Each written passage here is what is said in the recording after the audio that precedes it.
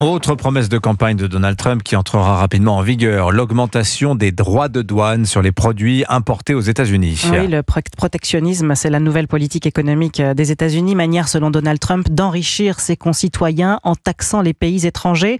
Pour le Mexique et le Canada, ce sera 25% dès le 1er février, a précisé hier soir le président américain.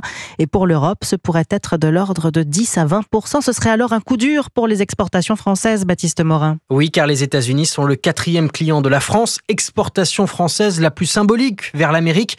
Le vin, près de 4 milliards d'euros de bouteilles sur un an, un secteur qui a déjà été ciblé lors du premier mandat de Donald Trump par une surtaxe de 25%, rappelle Jean-Michel Fabre, le patron des vignerons indépendants. Le vin, c'est le second ou le troisième poste positif dans la balance du commerce extérieur. Et bon, comme les États-Unis, c'est notre premier pays de commercialisation en valeur, l'administration Trump, elle appuie toujours là où ça fait mal. Et effectivement, nous avions perdu en 2020 l'équivalent de à peu près 30% de notre valeur commerciale aux États-Unis, rien qu'avec l'application d'une surtaxe sur les produits vins et spiritueux français. Autre secteur menacé, l'aéronautique, c'est aujourd'hui ce que la France exporte le mieux aux États-Unis.